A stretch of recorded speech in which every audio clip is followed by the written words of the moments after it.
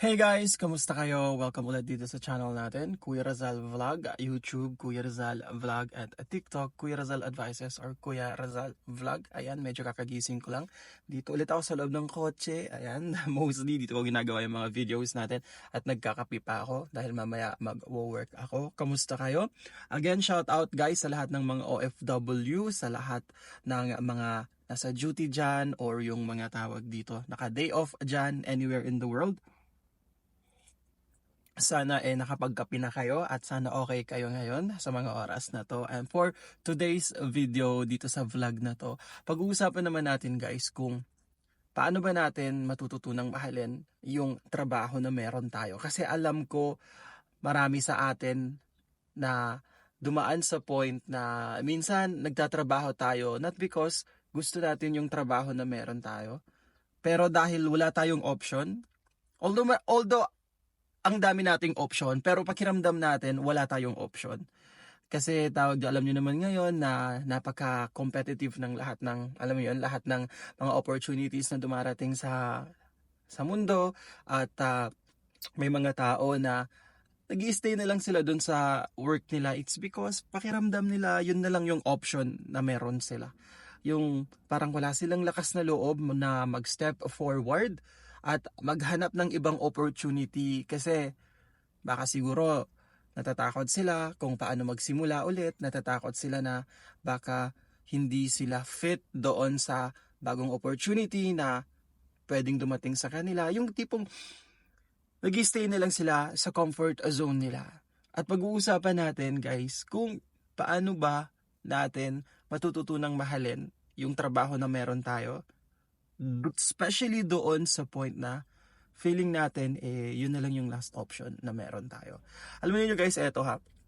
Kapag nasa isang sitwasyon ka na sa tingin mo ay hindi yun yung place na bagay sa talent mo, bagay sa skills mo, minsan ang hirap-hirap i-battle or labanan ng araw-araw.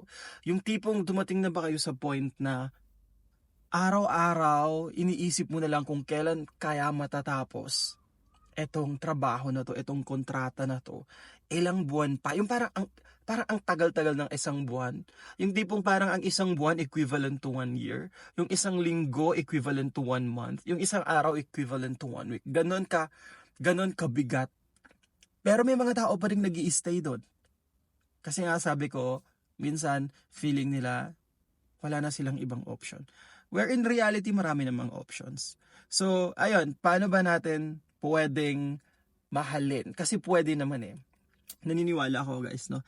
Lahat ng bagay natututunan, kahit pag-ibig, natututunan yan minsan. As long as na ipaparamdam sa'yo nung tao na importante ka, natututunan yan. Kahit sa trabaho din naman, natututunan din nating mahalin yung mga trabaho na minsan nakapagbigat ng loob sa atin, especially kung meron kang mga toxic na kasama, especially kung meron kang toxic na manager, toxic na mga katrabaho. Minsan ang hirap na tapusin yung isang araw, ang bigat-bigat.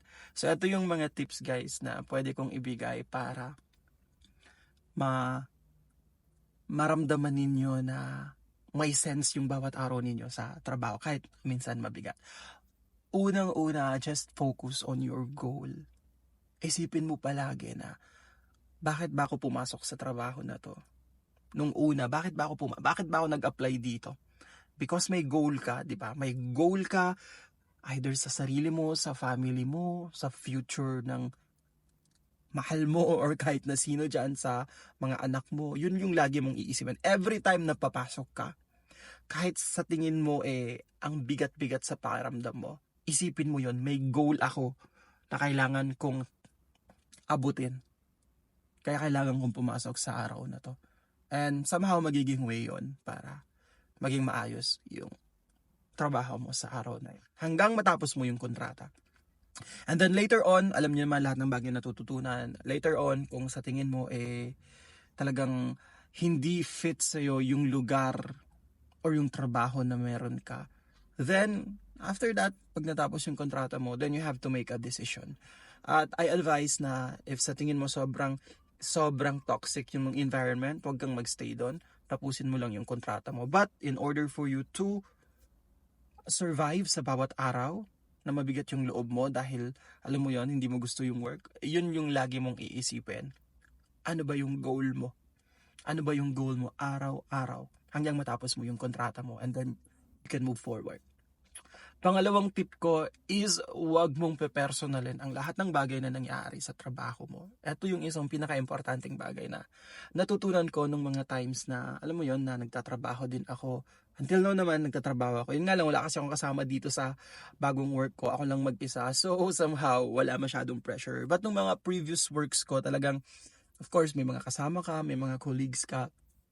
And sa isang grupo, let's say, sa isang team, talagang hindi mo maiiwasan na magkaroon ng alitan, magkaroon ng mga chismis, especially kung puro kayo Filipino. Alam niyo yan, kung nasa ibang bansa kayo, maraming mga instances na minsan hindi ibang lahi yung kalaban mo, kundi yung sarili mong kababayan.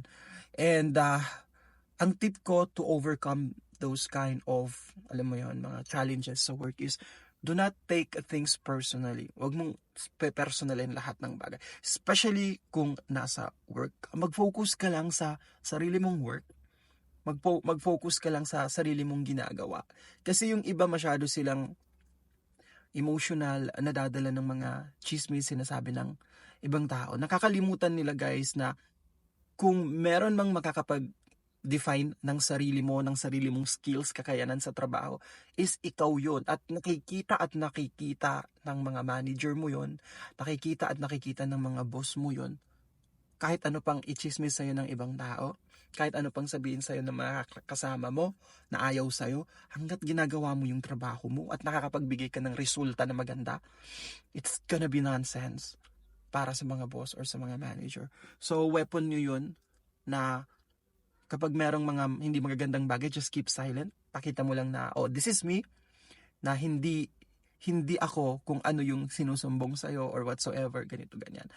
It's all about how you deal with things. And do not take things personally. Kung ano yung nasa trabaho, wag mo na siyang dadalhin sa bahay. Seriously, kung hindi ka sanay sa ganun, mahirap sa umpisa. Pero itry mo. Alam niyo dati nung nasa work, yung dating work ko, kahit gaano ka-toxic yung trabaho ko, iniiwan ko siya.